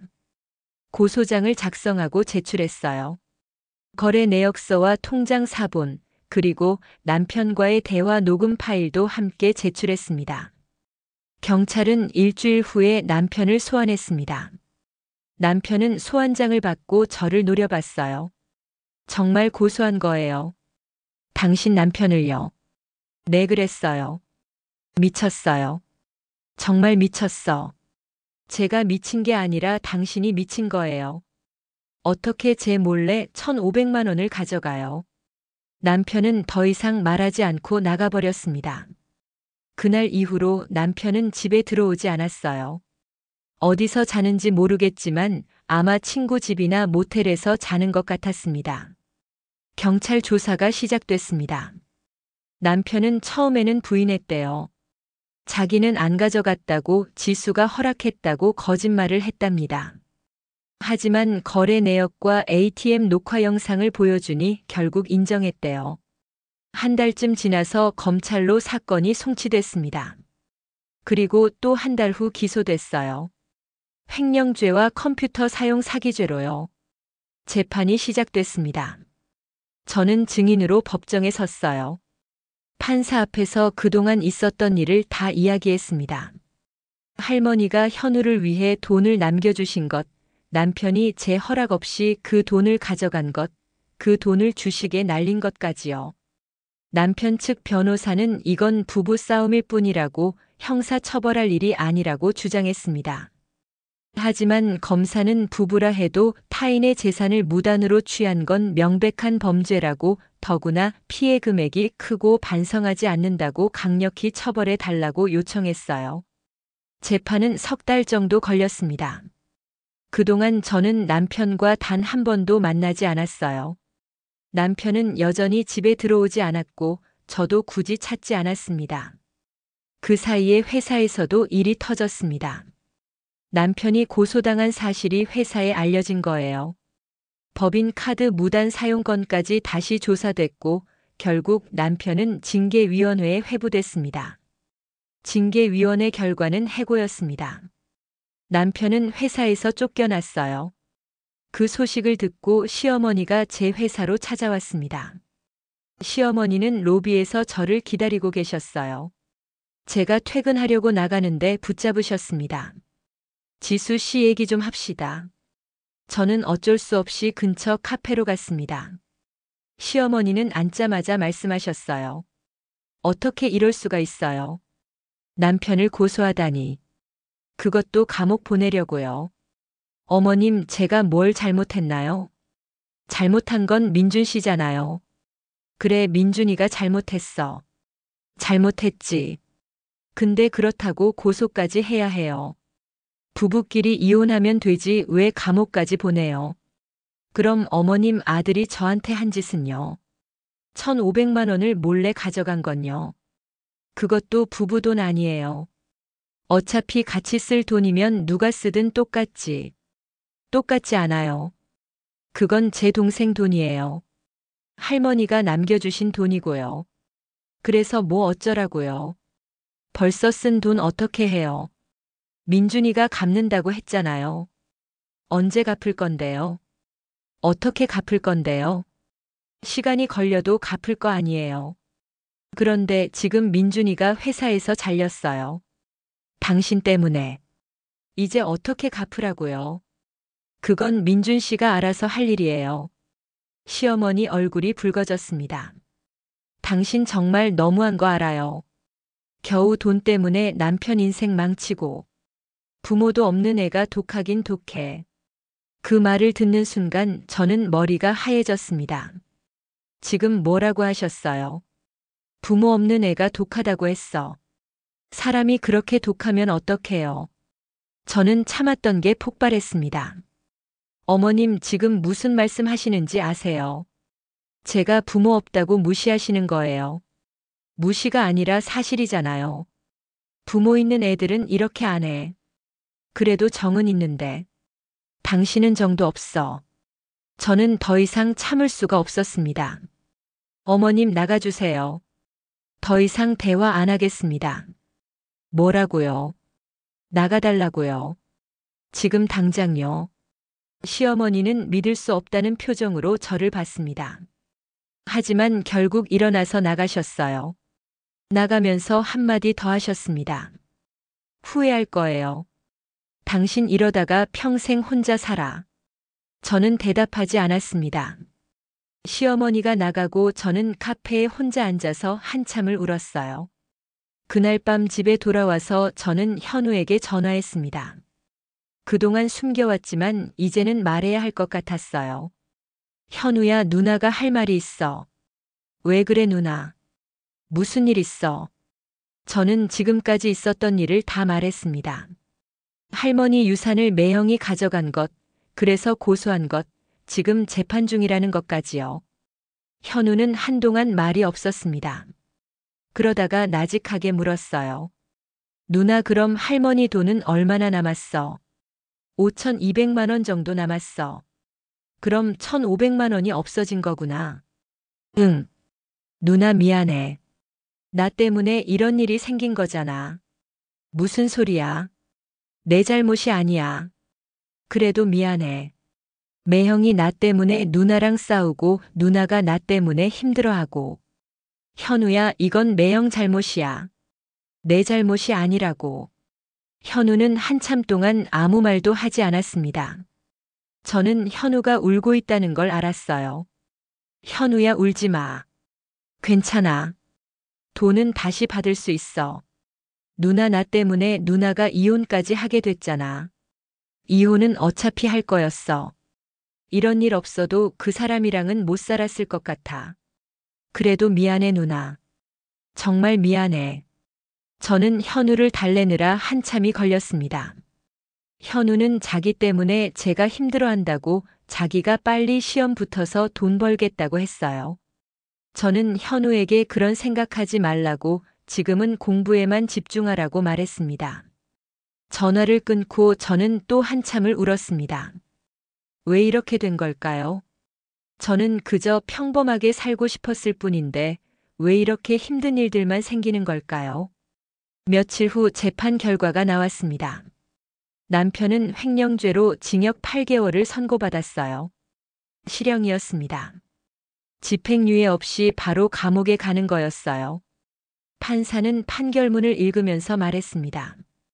피고인은 배우자의 신뢰를 악용하고 타인의 재산을 불법으로 취득한 죄가 무겁다고 피해자와 그 가족에게 큰 고통을 준 점을 고려하여 실형을 선고한다고요. 남편은 판결을 듣고 고개를 떨궜습니다. 그리고 법정을 나가면서 저를 한번 쳐다봤어요. 그 눈빛이 아직도 기억에 남습니다. 원망과 후회가 섞인 눈빛이었어요. 남편이 수감되고 저는 이혼 소송을 시작했습니다. 더 이상 이 사람과 부부로 살 수 없었으니까요. 이혼 소송은 생각보다 빨리 끝났습니다. 남편이 횡령죄로 실형을 받은 상황이라 재판부도 쉽게 이혼을 인정해줬어요. 이혼과 함께 재산 분할과 위자료도 결정됐습니다. 저는 남편에게 횡령당한 1,500만 원 전액과 위자료 3천만 원을 받기로 했어요. 총 4,500만 원이었습니다. 하지만 받는 건 쉽지 않았습니다. 남편한테는 재산이 거의 없었거든요. 빚만 5천만 원이 있을 뿐이었어요. 고모부는 남편 월급을 압류하는 방법이 있다고 하셨지만 남편이 해고당한 상태라 압류할 게 없었습니다. 결국 저는 남편 명의로 된 차와 보험 해약 환급금 등을 압류했습니다. 그걸로 약 600만 원 정도를 받았어요. 나머지는 남편이 출소 후에 갚아야 하는 거였습니다. 이혼이 확정되고 저는 새 아파트로 이사했습니다. 전에 살던 집은 추억이 너무 많아서 더 이상 살 수가 없었거든요. 작은 원룸으로 이사했어요. 혼자 살기엔 충분했습니다. 이사하고 며칠 후 현우가 찾아왔습니다. 짐 정리를 도와준다고 했어요. 저는 괜찮다고 했지만 현우는 그냥 왔습니다. 현우는 짐을 정리하면서 말했습니다. 누나, 이제 좀 쉬라고. 그동안 너무 고생했다고요. 저는 괜찮다고, 오히려 홀가분하다고 말했습니다. 거짓말은 아니었어요. 정말로 마음이 한결 가벼워진 것 같았거든요. 그날 저녁 현우와 둘이서 치킨을 시켜 먹었습니다. 오랜만에 동생과 단둘이 식사하는 거였어요. 현우는 시험 공부 이야기를 했고 저는 회사 이야기를 했습니다. 평범한 대화였지만 너무 행복했어요. 현우가 돌아가고 저는 혼자 새 집에 앉아 있었습니다. 텅 빈 거실이었지만 답답하지 않았어요. 오히려 자유로운 느낌이었습니다. 그날 밤 저는 오랜만에 푹 잤습니다. 악몽도 꾸지 않았고 중간에 깨지도 않았어요. 아침에 일어났을 때 상쾌한 기분이었습니다. 출근길에 거울을 봤더니 제 얼굴이 달라 보였어요. 예전보다 밝아진 것 같았습니다. 회사 동료도 그렇게 말했어요. 얼굴이 편해 보인다고 뭔가 좋은 일 있냐고요. 저는 그냥 웃으며 대답했습니다. 네, 좋은 일 있었어요. 진짜로요. 남편이 수감된 지 석 달쯤 지났을 때였습니다. 교도소에서 면회 신청서가 왔어요. 남편이 저를 만나고 싶다고 했답니다. 저는 처음에는 거절하려고 했습니다. 더 이상 그 사람을 볼 이유가 없었으니까요. 하지만 고모부는 한 번쯤 만나보는 것도 좋다고 하셨어요. 확실하게 끝을 내는 것도 중요하다고요. 저는 고민 끝에 면회를 가기로 했습니다. 토요일 오전에 교도소를 찾아갔어요. 처음 가보는 곳이라 낯설었습니다. 면회실에서 기다리는데 남편이 들어왔습니다. 죄수복을 입은 남편을 보는 게 이상했어요. 예전에는 멋진 정장을 입고 출근하던 사람인데 지금은 이렇게 초라한 모습이 되어 있었습니다. 남편은 저를 보자 고개를 숙였습니다. 그리고 나직하게 말했어요. 도와줘서 고마워요. 저는 대답하지 않았습니다. 남편이 계속 말했어요. 지수 씨 정말 미안해요. 내가 너무 잘못했어요. 변명의 여지가 없어요. 지금 와서 미안하다고 해서 뭐가 달라지나요? 아무것도 달라지지 않죠. 그래도 말하고 싶었어요. 내가 정말 잘못했다고. 왜 그랬어요? 왜 저한테 거짓말하고 현우 돈을 가져간 거예요? 남편이 한참 동안 말이 없었습니다. 그러다가 천천히 이야기하기 시작했어요. 처음에는 정말 작은 돈이었어요.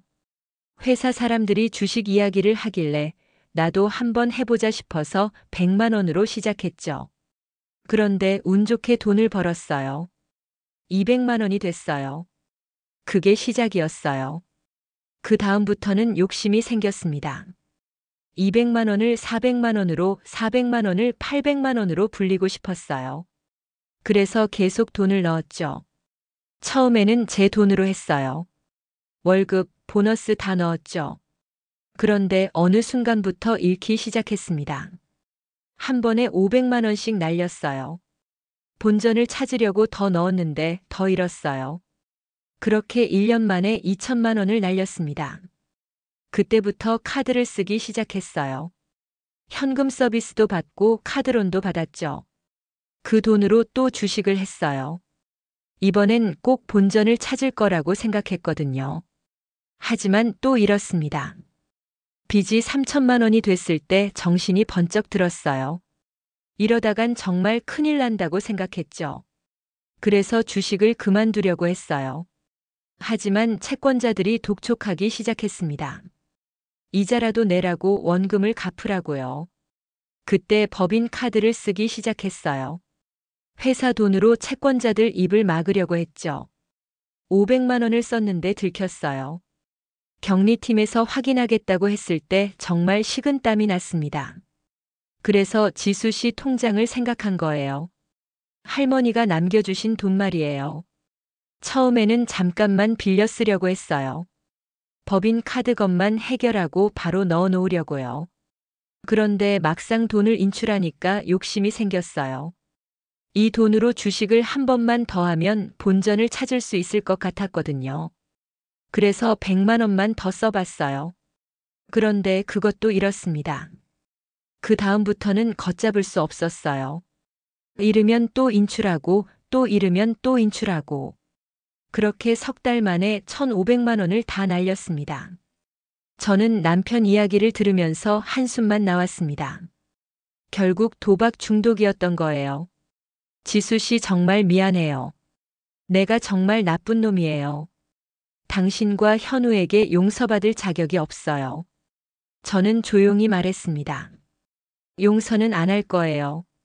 하지만 이해는 해요. 당신이 왜 그랬는지는 알겠어요. 지수 씨, 대신 약속해 주세요. 출소하면 다시는 도박 안 한다고. 그리고 빚 열심히 갚겠다고. 약속할게요. 꼭 약속할게요. 저는 그 말을 믿고 싶지 않았지만 그래도 한 번은 믿어주기로 했습니다. 그리고 1,500만 원은요. 출소하면 갚을 거예요. 네, 갚을게요. 시간이 걸려도 꼭 갚을게요. 저는 고개를 끄덕였습니다. 그리고 일어났어요. 그럼 저 이만 갈게요. 지수 씨 한 가지만 더요. 뭔데요? 나 출소하면 다시 시작할 수 있을까요? 제 인생이요. 저는 잠시 생각했습니다. 그리고 대답했어요. 모르겠어요. 그건 당신 하기 나름이죠. 그렇게 말하고 저는 면회실을 나왔습니다. 뒤돌아보지 않았어요. 이제 정말 끝이라는 걸 알았으니까요.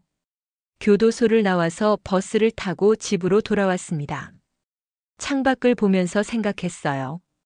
이제 정말 새로 시작해야겠다고. 과거는 과거로 남겨두고 앞으로만 보고 살아야겠다고요. 그날 이후로 저는 남편 생각을 하지 않으려고 노력했습니다. 출근해서는 일에 집중하고 퇴근하면 운동을 하거나 책을 읽었어요. 주말에는 현우를 만나거나 혼자 영화를 보러 갔습니다. 처음에는 힘들었어요. 밤에 혼자 누워있으면 자꾸 과거가 생각났거든요. 남편과 처음 만났을 때, 결혼식 날, 신혼 때 행복했던 기억들이요. 그럴 때마다 눈물이 났습니다. 하지만 시간이 지나면서 점점 괜찮아졌어요. 울고 싶을 때 실컷 울고 화날 때 베개에 대고 소리를 질렀어요. 그렇게 감정을 분출하고 나면 조금씩 마음이 가벼워졌습니다. 회사에서도 변화가 있었습니다. 제가 승진 대상자 명단에 올랐어요. 과장으로 승진하는 거였습니다. 팀장님이 저를 불러서 말씀하셨어요. 지수 씨가 그동안 열심히 일한 거 다 봤다고 승진 축하한다고요. 저는 정말 기뻤습니다. 힘든 시기를 보내면서도 일만큼은 열심히 했거든요. 그게 인정받은 것 같아서 뿌듯했어요. 승진하고 월급이 올랐습니다. 80만 원 정도 더 받게 됐어요. 그 돈으로 저는 작은 적금을 들었습니다. 현우 결혼 자금을 모으기로 한 거예요. 아직 한참 남았지만 미리미리 준비하면 좋을 것 같았습니다. 그렇게 계절이 바뀌었습니다. 봄이 지나고 여름이 왔어요. 무더운 날씨였지만 저는 기분이 좋았습니다. 새로운 삶에 적응하고 있다는 느낌이 들었거든요. 여름이 끝나갈 무렵 현우에게서 연락이 왔습니다. 누나, 오늘 저녁 시간 돼. 할 이야기가 있다고요. 저는 괜찮다고 했습니다. 저녁에 현우를 만났습니다. 현우는 평소와 달리 표정이 밝았어요. 뭔가 좋은 일이 있나 보다 싶었습니다. 자리에 앉자마자 현우가 말했습니다. 누나, 나 합격했어. 저는 잠깐 이해가 안 갔어요. 뭐가 합격했다는 거지? 공무원 시험이요. 최종 합격 발표 났는데 내 번호 있었어요. 그 순간 저는 눈물이 터져버렸습니다. 현우가 합격했다니. 4년 동안 고생한 현우가 드디어 꿈을 이룬 거예요. 현우야, 정말 축하해. 정말 정말 축하해. 저는 현우를 꼭 안았습니다. 현우도 저를 안으면서 말했어요. 누나, 고마워. 누나 아니었으면 나 여기까지 못 왔어. 무슨 소리야? 내가 열심히 한 거지. 그래도 누나가 옆에서 응원해줘서 힘이 났어. 정말 고마워, 누나. 우리는 한참 동안 울었습니다. 행복해서 우는 거였어요. 그동안 힘들었던 일들이 다 지나가고 이제 좋은 일만 남은 것 같았습니다. 그날 저녁 저는 현우와 고깃집에 가서 축하 파티를 했어요. 비싼 한우를 시켜서 배불리 먹었습니다. 현우는 내년 2월부터 출근이라고 발령지는 아직 모르지만 어디든 열심히 하겠다고 했어요. 저는 현우가 너무 자랑스러웠습니다. 고등학생 때 부모님을 잃고도 좌절하지 않고 여기까지 온 현우가요. 이제 현우도 어엿한 사회인이 되는 거예요. 집에 돌아와서 저는 할머니 영정 사진 앞에 앉았습니다. 작은 액자에 들어있는 할머니 사진이요. 할머니께 말씀드렸어요. 할머니 현우가 공무원 됐어요. 할머니 소원 이뤘어요. 그날 밤 저는 할머니 꿈을 꿨습니다. 할머니가 웃으시면서 제 머리를 쓰다듬어 주셨어요. 잘했다고 고생 많았다고 이제 좀 쉬라고 하셨습니다. 저는 할머니 품에 안겨서 한참을 울었어요. 아침에 일어났을 때 베개가 젖어 있었습니다. 자면서도 운 거였나 봐요. 하지만 기분은 좋았습니다. 뭔가 짐을 하나 내려놓은 것 같았거든요. 현우가 합격하고 한 달쯤 지났을 때였습니다. 전 남편이 출소했다는 연락을 받았어요. 형기를 다 채우고 나온 거였습니다. 출소하고 이틀 후에 전 남편한테서 전화가 왔습니다. 저는 받지 않으려다가 결국 받았어요. 여보세요. 지수 씨 나예요. 무슨 일이에요? 출소했어요. 그래서 연락했어요. 그래서요. 만날 수 있을까요? 잠깐만이라도요. 저는 망설였습니다. 만나야 할 이유가 있나 싶었거든요. 하지만 돈 이야기를 해야 했으니까 결국 만나기로 했습니다. 주말에 동네 카페에서 만났습니다. 전 남편은 많이 초라해져 있었어요. 머리는 짧게 자른 데다 얼굴도 수척했습니다. 예전에 자신감 넘치던 모습은 어디에도 없었어요. 전 남편은 자리에 앉자마자 고개를 숙였습니다. 지수 씨 정말 미안해요. 됐어요. 그 이야기는 이제 그만해요. 그래도 할 말이 있어서요. 뭔데요? 돈 이야기요. 제가 갚아야 할 1,500만 원 말이에요. 저는 전 남편을 봤습니다. 어떻게 갚겠다는 걸까요? 지금 당장은 돈이 없어요. 일자리도 구해야 하고요. 하지만 일자리 구하면 매달 조금씩 갚을게요. 얼마씩 갚을 건데요? 30만 원씩이요. 그 정도면 가능할 것 같아요. 30만 원씩이요. 그럼 몇 년이 걸리는데요? 5년이요. 5년이면 다 갚을 수 있어요. 저는 한숨이 나왔습니다. 5년이요. 하지만 어쩔 수 없었어요. 지금 당장 받을 방법이 없으니까요. 알겠어요. 대신 약속 지켜주세요. 매달 30만 원씩 꼬박꼬박 입금해 주세요. 네, 꼭 그렇게 할게요. 약속할게요. 그리고 다시는 도박하지 마세요. 안 해요. 교도소에서 정말 많이 반성했어요. 다시는 그런 짓 안 할게요. 저는 믿고 싶지 않았지만 그냥 고개를 끄덕였습니다. 그럼 저 갈게요. 지수 씨 잠깐만요. 또 뭔데요? 혹시 우리 다시 시작할 수 없을까요? 저는 믿을 수가 없었습니다. 지금 뭐라고 한 거죠? 무슨 소리예요? 나 정말 많이 반성했어요. 교도소에서 8개월 동안 매일 후회했어요. 지수 씨한테 정말 잘못했다고. 그래서 다시 한번 기회를 주면 안 될까 싶어서요. 안 돼요. 왜요? 나 정말 달라졌어요. 당신이 달라졌든 안 달라졌든 상관없어요. 저는 이미 당신을 사랑하지 않아요. 아니, 믿지 않아요. 지수 씨, 돌아가세요. 그리고 다시는 연락하지 마세요. 돈만 입금해 주시면 돼요. 저는 그렇게 말하고 자리에서 일어났습니다. 뒤돌아보지 않고 카페를 나왔어요. 밖으로 나오니 가슴이 답답했습니다. 어떻게 저런 말을 할 수 있을까요? 자기가 한 짓을 생각하면서요. 집에 돌아와서 저는 현우에게 전화했습니다. 매형 만났다고 돈 갚기로 했다고 말했어요. 현우는 매형이 정말 갚을까 걱정하는 것 같았습니다. 저도 걱정됐지만 일단 기다려보기로 했어요. 다음 달부터 전 남편은 약속대로 30만 원씩 입금했습니다. 첫 달에 입금됐을 때 저는 놀랐어요. 정말 갚을 줄 몰랐거든요. 2개월째, 3개월째도 꼬박꼬박 입금됐습니다. 전 남편이 어디서 일하는지는 모르겠지만 약속은 지키고 있는 것 같았어요. 그렇게 또 계절이 바뀌었습니다. 가을이 왔고 곧 겨울이 왔어요. 날씨가 추워지면서 저는 지난 1년을 돌아봤습니다. 참 많은 일이 있었습니다. 남편의 배신, 이혼, 재판, 현우의 합격까지. 힘든 일도 많았지만 좋은 일도 있었어요.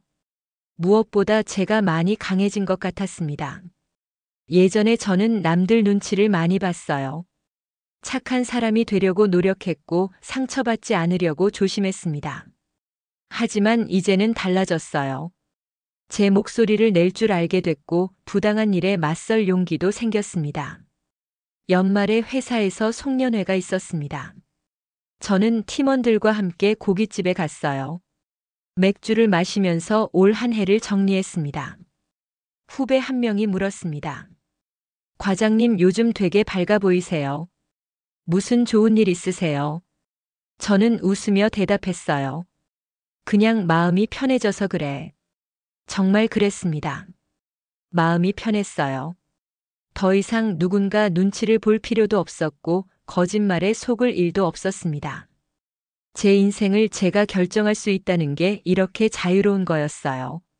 송년회를 마치고 집에 오는 길에 편의점에 들렀습니다.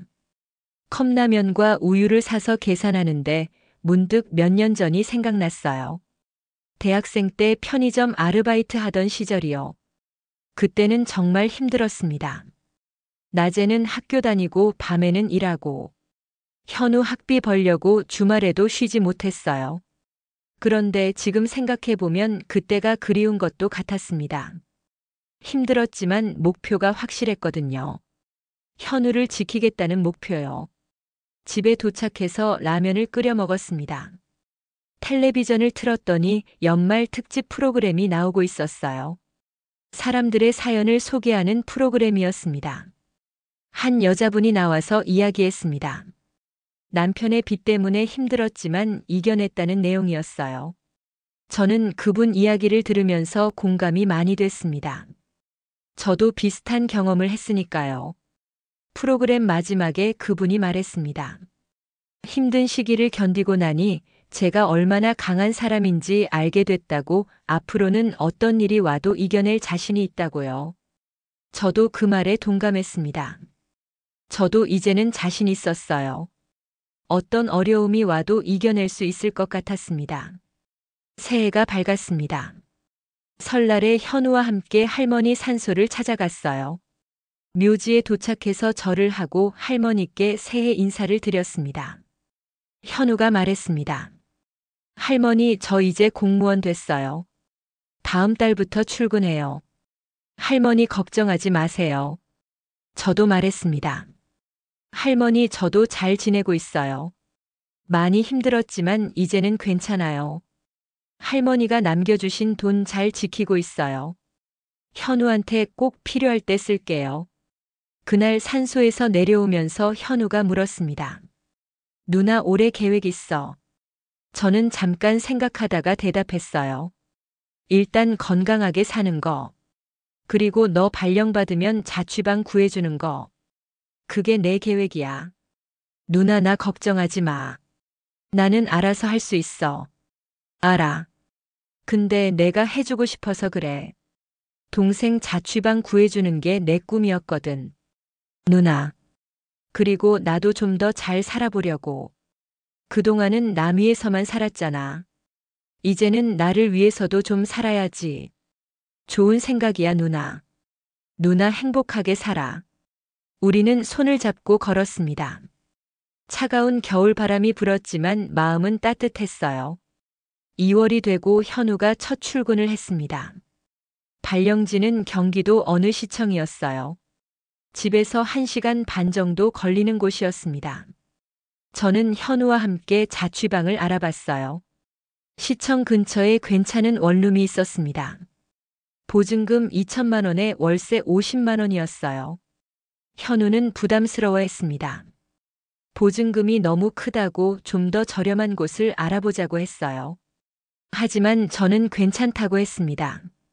할머니 유산에서 보증금을 보태줄 거라고요. 누나, 그 돈은 내 돈이 아니라 할머니가 나중을 위해 남겨주신 건데. 지금이 나중이야. 내가 사회생활 시작하는 게 나중이지 뭐야. 하지만 현우야, 그냥 받아. 이게 내 마지막 선물이야. 앞으로는 내가 알아서 해야 해. 현우는 고개를 끄덕였습니다. 그리고 고맙다고, 평생 잊지 않겠다고 말했어요. 저는 할머니 통장에서 2천만 원을 인출했습니다. 그리고 현우 명의로 전세 계약을 했어요. 이사하는 날 저도 함께 갔습니다. 짐이 많지 않아서 금방 끝났어요. 짐을 다 풀고 현우와 함께 저녁을 먹었습니다. 동네 중국집에서 짜장면을 시켜 먹었어요. 현우는 내일부터 출근이라고 긴장된다고 했습니다.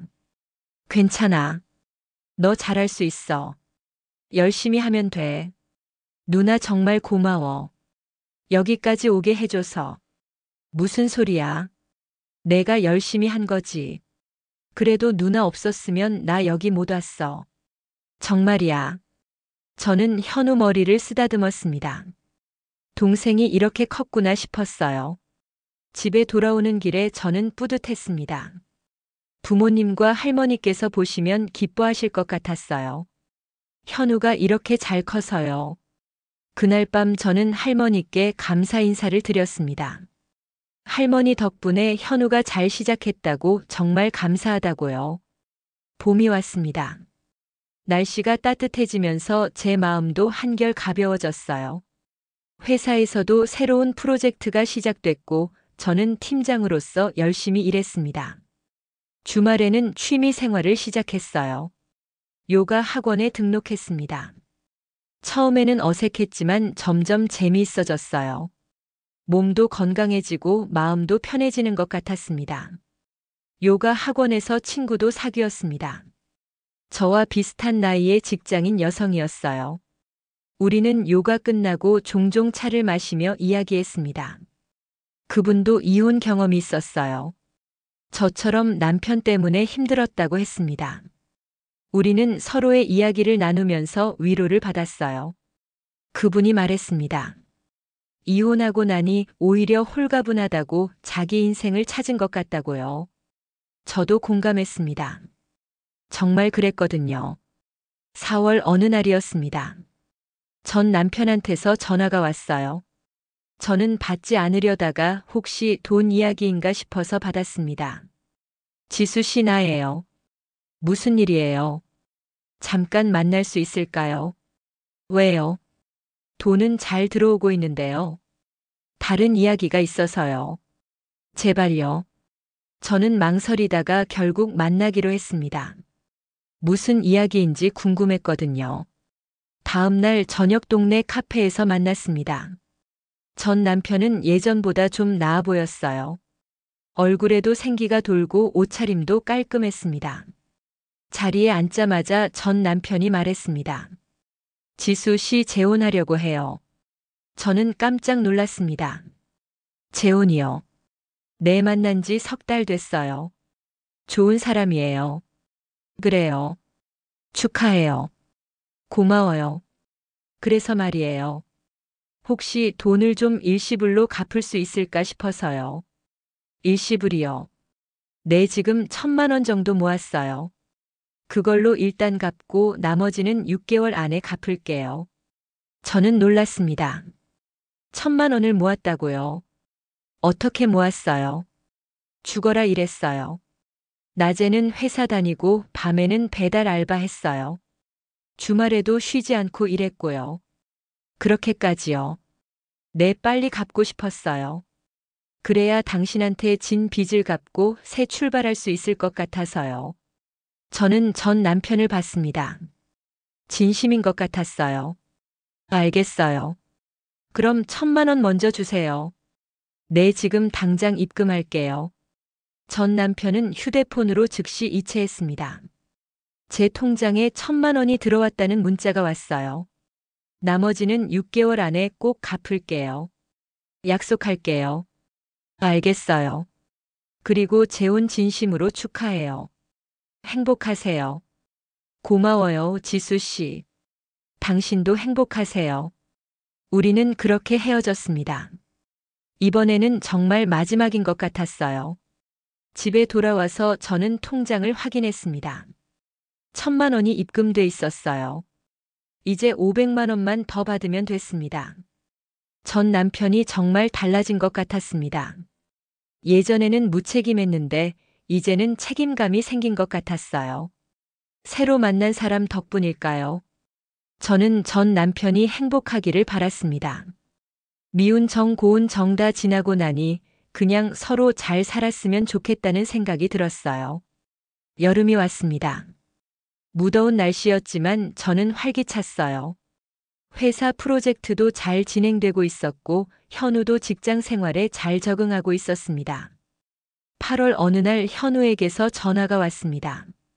누나 시간 돼. 소개하고 싶은 사람이 있다고요. 소개하고 싶은 사람이요. 누구인데? 만나면 알게 될 거야. 주말에 시간 돼. 응, 괜찮아. 주말에 현우를 만났습니다. 약속 장소에 가보니 현우 옆에 여자분이 한 명 계셨어요. 20대 중반으로 보이는 예쁜 분이었습니다. 현우가 소개했습니다. 누나, 이분이 제 여자친구 수진이에요. 저는 깜짝 놀랐습니다. 현우에게 여자친구가 생겼다니요. 안녕하세요. 현우 오빠한테 많이 들었어요. 만나 뵙게 돼서 영광이에요. 아니에요. 저야말로 반가워요. 우리는 함께 식사를 했습니다. 수진 씨는 같은 시청에서 일하는 공무원이라고 했어요. 현우와는 직장에서 만났다고 합니다. 식사하면서 이야기를 나눴는데 수진 씨는 정말 좋은 분 같았어요. 밝고 긍정적인 성격의 현우를 진심으로 좋아하는 것 같았습니다. 식사가 끝나고 현우와 단둘이 남았습니다. 수진 씨는 먼저 가셨어요. 현우야, 좋은 사람 만났네. 축하해. 누나 고마워. 수진이 정말 좋은 사람이야. 언제부터 사귄 거야? 3개월 됐어. 처음에는 친구로 지내다가 최근에 고백했어. 잘 됐다. 현우야, 이제 진짜 어른 다 됐네. 누나 덕분이야. 누나가 여기까지 키워줬잖아. 무슨 소리야? 내가 잘한 거지. 그날 집에 돌아오면서 저는 정말 기뻤습니다. 현우가 좋은 사람을 만나다니요. 이제 현우도 자기 인생을 살아가는 거예요. 그리고 문득 생각했습니다. 이제는 저도 제 인생을 살아야겠다고. 동생 걱정은 이제 그만하고 저를 위해서도 살아야겠다고요. 9월이 됐습니다. 전 남편한테서 연락이 왔어요. 나머지 500만 원을 갚겠다고 했습니다. 다음 날 제 통장에 500만 원이 입금됐습니다. 이제 정말 다 갚은 거였어요. 1,500만 원 전액을요. 저는 전 남편한테 문자를 보냈습니다. 다 갚아줘서 고마워요. 앞으로 행복하게 사세요. 전 남편한테서 답장이 왔습니다. 저야말로 고마워요. 지수 씨도 행복하세요. 그렇게 우리의 인연은 정말로 끝났습니다. 더 이상 미련도 원망도 없었어요. 그냥 서로 다른 길을 가는 사람들이 된 거였습니다. 저는 회복된 1,500만 원을 다시 할머니 통장에 넣었습니다. 이제 통장에는 5,700만 원이 있었어요. 2,000만 원은 현우 전세금으로 나갔으니까요. 저는 이 돈을 어떻게 써야 할지 고민했습니다. 할머니는 현우를 위해 남겨주신 거니까 현우를 위해 써야 했어요. 그런데 현우는 이제 자립했습니다. 월급도 받고 여자친구도 있고 더 이상 제 도움이 필요 없어 보였어요. 저는 현우에게 전화했습니다. 할머니, 돈 어떻게 하면 좋을지 물어봤어요. 현우가 말했습니다. 누나가 써. 이제 누나 차례야. 내가요. 응, 그동안 누나가 나한테 너무 많이 해줬어. 이제는 누나가 누나를 위해 돈 쓸 때야. 하지만 이건 할머니가 넣어주신 거잖아. 할머니가 누나한테도 주신 거야. 할머니는 우리 둘 다 사랑하셨잖아. 그러니까 누나도 써. 저는 현우 말을 듣고 울컥했습니다. 동생이 이렇게 컸구나 싶었어요. 알았어. 그럼 누나가 조금 쓸게. 대신 나머지는 내 결혼 자금으로 남겨둘게. 누나 그건 너무 먼 미래야. 알아. 근데 그때 되면 필요할 거야. 저는 할머니 돈 중 일부를 제 노후 자금으로 모으기로 했습니다. 3천만 원 정도를 연금 저축에 넣었어요. 나머지는 현우를 위해 그대로 두기로 했습니다. 가을이 깊어갔습니다. 단풍이 물들고 날씨가 선선해졌어요. 저는 이 계절을 유난히 좋아합니다. 모든 게 아름답게 변하는 계절이니까요. 11월이 됐습니다. 현우에게서 연락이 왔어요. 누나 결혼하기로 했다고요. 저는 깜짝 놀랐습니다. 벌써요. 사귄 지 얼마 안 됐는데요. 응, 빠른 걸 알아. 근데 확신이 들었어. 수진이가 내 사람이라는 거. 현우야, 정말 축하해. 진심으로 축하해. 고마워 누나. 내년 봄에 할 거야. 누나 꼭 와야 해. 당연하지. 내가 왜 안 가? 저는 현우의 결혼 소식에 정말 기뻤습니다. 고등학생 때 부모님을 잃고 힘들어하던 현우가 이제 가정을 꾸리게 된 거예요. 그날 밤 저는 할머니 사진 앞에 앉았습니다. 할머니께 말씀드렸어요. 할머니, 현우가 결혼해요. 좋은 사람 만나서 행복하게 살 거예요. 할머니가 남겨주신 돈으로 현우 결혼식 잘 치를게요. 4월이 됐습니다. 현우 결혼식이 다가왔어요. 저는 현우 결혼 준비를 도와줬습니다. 할머니 유산으로 현우에게 3천만 원을 줬어요. 신혼집 전세금 보증금 보태라고요.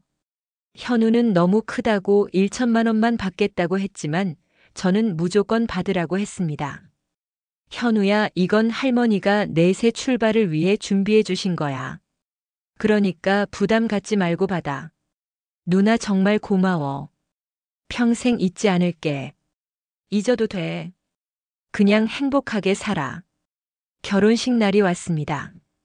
저는 현우의 유일한 보호자로서 식장 앞에 섰어요. 하객들을 맞이하면서 눈물이 났습니다. 현우가 입장했습니다. 턱시도를 입은 현우가 너무 멋있었어요. 제 옆을 지나가면서 현우가 제 손을 꼭 잡았습니다. 누나 사랑해. 나도 사랑해 현우야. 식이 진행됐습니다. 신부가 입장하고 두 사람이 서약을 했어요. 저는 그 모습을 보면서 울었습니다. 행복해서 우는 거였어요. 피로연이 끝나고 저는 홀가분했습니다. 이제 제 역할을 다한 것 같았어요.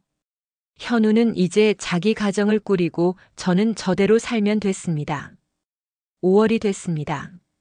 어느 날 저는 회사에서 퇴근하다가 동네 카페에 들렀어요. 커피를 마시면서 책을 읽고 있었는데 누군가 제 옆자리에 앉았습니다. 고개를 들어보니 남자분이었습니다. 40대 초반으로 보이는 단정한 인상의 분이었어요. 저기 혹시 여기 앉아도 될까요? 자리가 없어서요. 네, 괜찮아요. 그분은 조용히 노트북을 펴고 일을 시작했습니다. 저도 다시 책을 읽었어요. 잠시 후 그분이 말을 걸었습니다. 무슨 책 읽으세요? 소설이요. 추리소설이요. 아, 저도 추리소설 좋아해요. 그렇게 우리는 자연스럽게 대화를 나누기 시작했습니다. 책 이야기, 영화 이야기, 일상 이야기까지요. 1시간쯤 지나서 그분이 일어나며 말했습니다. 즐거운 시간이었어요. 혹시 다음에 또 뵐 수 있을까요? 저는 잠시 망설였습니다. 그런데 그분 눈빛이 진심 어린 것 같았어요. 네, 좋아요.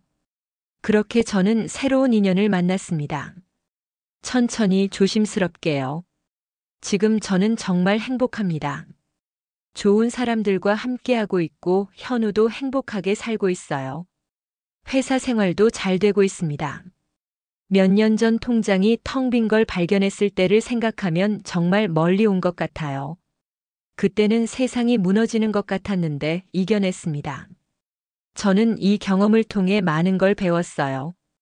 가장 중요한 건 나 자신을 지키는 거라는 것이요. 사랑도 중요하지만 자존감이 더 중요하다는 것이요. 혹시 이 사연을 듣는 분 중에 저처럼 힘든 시간을 보내고 계신 분이 있다면 말씀드리고 싶어요. 포기하지 마세요. 힘들어도 견디다 보면 언젠가는 좋은 날이 와요. 저도 그랬으니까요. 밑바닥까지 떨어졌다가 다시 일어섰어요. 여러분도 할 수 있어요. 자신을 믿으세요. 그리고 혹시 주변에 부당한 일을 당하고 계신 분이 있다면 용기를 내세요. 잘못한 사람에게 책임을 묻는 게 나쁜 게 아니에요. 오히려 그게 옳은 일이에요. 저도 처음에는 남편을 고소하는 게 맞나 싶었어요. 부부인데 감옥까지 보내야 하나 싶었거든요. 하지만 지금 생각하면 잘한 일인 것 같아요. 그래야 제가 제 인생을 되찾을 수 있었으니까요. 여러분도 여러분의 인생을 되찾으세요. 누구를 위해 사는 게 아니라 자기 자신을 위해 사세요. 그게 진짜 사는 거예요. 긴 사연 들어주셔서 감사합니다. 모두 행복하세요. 영상이 재미있으셨다면 구독과 좋아요, 댓글까지 부탁드리고 오늘도 건강하고 행복한 하루 되시길 바랍니다.